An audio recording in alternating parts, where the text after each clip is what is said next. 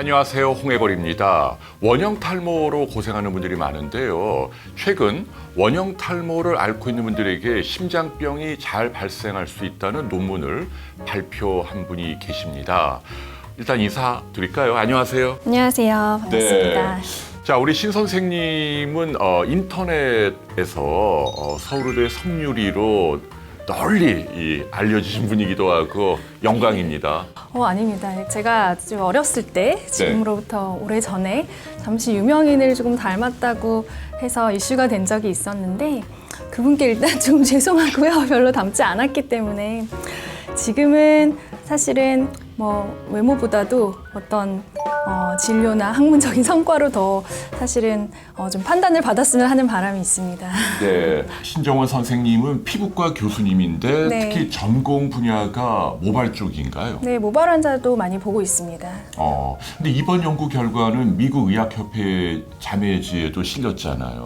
자마 더마톨로지라고 하는 미국 의학협회의 그 피부과 그 분과 저널에 실렸습니다. 네, 더욱더 기대가 되는데요. 자, 먼저 원형 탈모란 어떤 병인가요?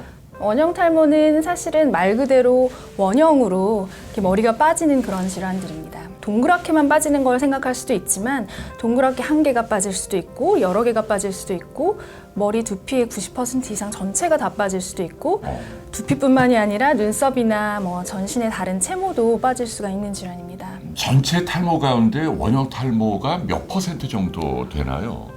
그렇게 통계를 내보기는 좀 어려운데 저를 찾아오시는 탈모 환자의 거의 60-70%를 차지하고요. 와. 평생 유병률이 한 1에서 2% 정도 되니까 전 국민의 100명 중에 1명이나 2명은 평생 한 번쯤은 앓을 수 있는 굉장히 흔한 그런 자가면역성 탈모 질환입니다. 자가면역 질환이라는 것은 사실 우리 피 속에 있는 면역세포가 원래 제대로 기능을 한다면은 바이러스나 안에서 없던 것이 생기는 종양 같은 데 반응을 해서 그것들을 공격해서 몸에서 제거하는 역할을 해야 되는데 잠깐 착각을 일으켜서 자기 모낭을 마치 적처럼 인식을 합니다. 그래서 모낭을 가서 공격을 하게 되고 공격받은 모낭에서 모발이 탈락하게 됩니다. 자, 이번 연구 결과는 수백만 명을 대상으로 꽤 오랜 기간 네. 관찰한 정말 의미 있는 연구인데 네. 연구 결과를 요약해 주십시오. 이번 연구는 원형 탈모 환자와 그리고 원형 탈모를 가지지 않은 그런 일반 대조군 간의 심혈관계 질환, 즉 급성 심근경색의 발생률이 어떻게 되는지를 결과를 관찰한 그런 논문입니다. 결과를 요약해서 말씀드리면은 원형 탈모 환자가 진단을 받고 초반에는 대조군에 비해서 오히려 더 높지가 않았습니다. 하지만 그것이 시간이 지날수록 기하급수적으로 그 위험도가 높아지면서 8년을 지났을 때 대조군을 뛰어넘기 시작했고 10년을 지났을 때는 대조군에 비해서 한 4.5배 정도 높은 수준을 보였습니다. 아니, 심근경색이라는 건 죽을 수도 있는 병이잖아요. 그렇죠. 굉장히 위험한 질환이죠. 근데 그게 4.5배면 어마어마하게 높은 비율인데요. 정말 인구의 수에 영향을 줄 만큼 높다고 볼 수는 없을지도 모르겠지만 그래도 상당히 높은 수준이라고 볼 수 있죠. 그러면 이제 8년 이상 된 분들은 심장 쪽에 대한 검진이나 이런 거 철저히 해야겠네요. 그렇죠. 8년이 지나서 이렇게 높아졌다는 것은 아하. 그 전에 사실은 무슨 요인들이 계속 작용을 했다고 생각을 해야 되기 때문에 진단을 받고 나서 초반부터 어떤 이러한 심혈관계 질환을 예방할 수 있는 그런 것들을 철저하게 지켜주시면 더 좋겠습니다. 특히 금연을 하시는 걸 저는 환자들에게 권유하고 있습니다. 이번 연구의 배경과 의미는 무엇인가요? 예전부터 다른 자가면역 질환들, 예를 들어서 자가면역성 갑상선 질환이나 아니면 백반증이나 아니면 혹은 다른 아토피 질환하고는 연관이 있다는 것이 잘 알려져 있습니다. 하지만 최근에는 이러한 질환들뿐만 아니라 전신적인 자가면역 질환이라고 생각이 되는 전신 루푸스나 류마티스 관절염하고도 연관이 있다는 보고들이 있는데요. 이러한 질환들에서 심혈관계 질환이 좀 위험도가 높을 수 있다는 것이 잘 알려져 있습니다. 그런데 아직 원형 탈모에서 심혈관계 질환의 위험이 어떻게 되는지는 거의 연구된 바가 없기 때문에 제가 이 주제에 관심을 가지고 한번 연구를 해보게 되었습니다. 그 연구 결과에 대해서 어떤 분들은 이런 얘기예요. 그 원형 탈모가 스트레스로 악화된다고 많이 알려져 있는데 예, 그렇죠. 그러니까 스트레스를 줄이면 그러면 원형 탈모가 있어도 심장병에 안 걸리는 거 아니야? 이런 지적도 있는데 어떻게 보세요? 굉장히 날카로운 지적인 것 같은데요. 아니요, 저는 일반적인 질문인데 네. 저는 동의하진 않습니다. 네. 그 비판에. 굉장히 중요한 지적이기도 합니다. 그래서 심혈관계 질환의 발생 위험에 대해서 연구할 때는 우리가 교란 변수라 그래서 그렇게 헷갈리게 할 수 있는 변수들을 다 보정을 시켰거든요. 그런데 사실은 스트레스에 관한 것은 거기에 포함이 되지는 않습니다.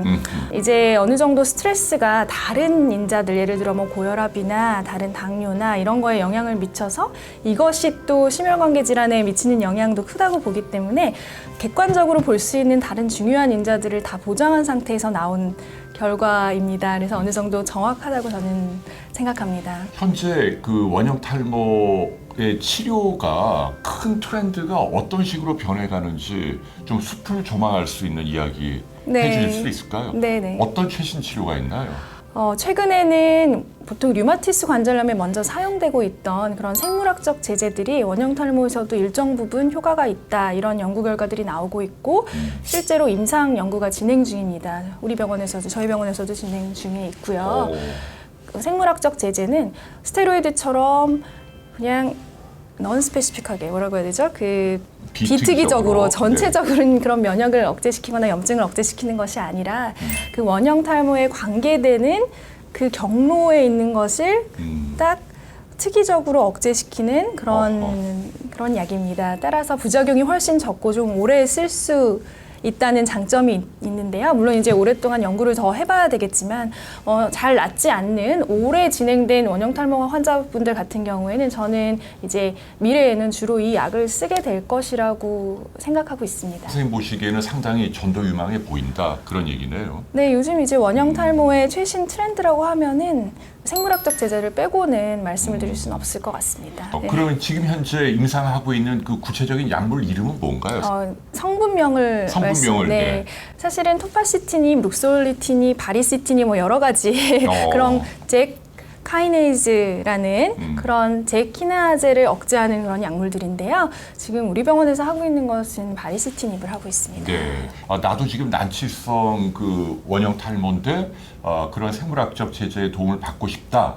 네. 어떻게 하면 되나요? 지금 기다리셔야 됩니다. 그렇구나. 왜냐하면 그러니까 임상도 지금 이미 다 짜여져 있기 때문에 네, 지금 네. 참여하는 건 어렵다, 그 얘기죠. 병원마다 약간 사정이 다르기 때문에 우리 병원에서만 하는 건 아니고 여러 병원이 같이 이제 멀티센터로 하고 있고요.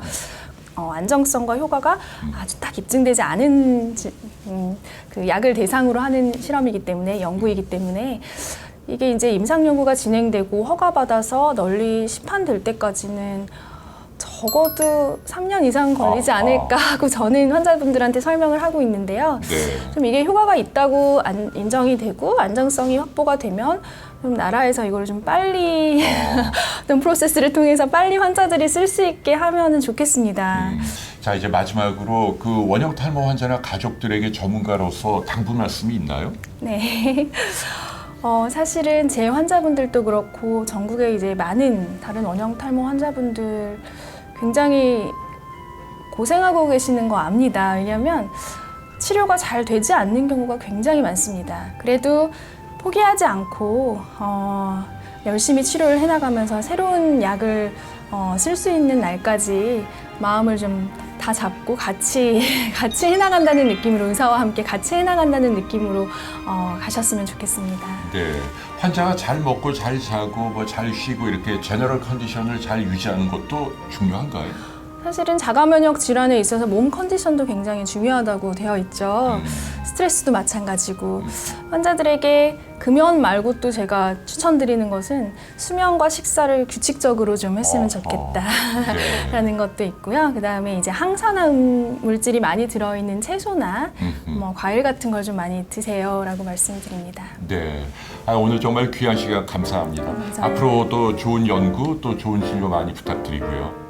네, 알겠습니다. 네, 지금까지 분당 서울대병원 피부과 신정원 교수님이었습니다. 고맙습니다. 고맙습니다.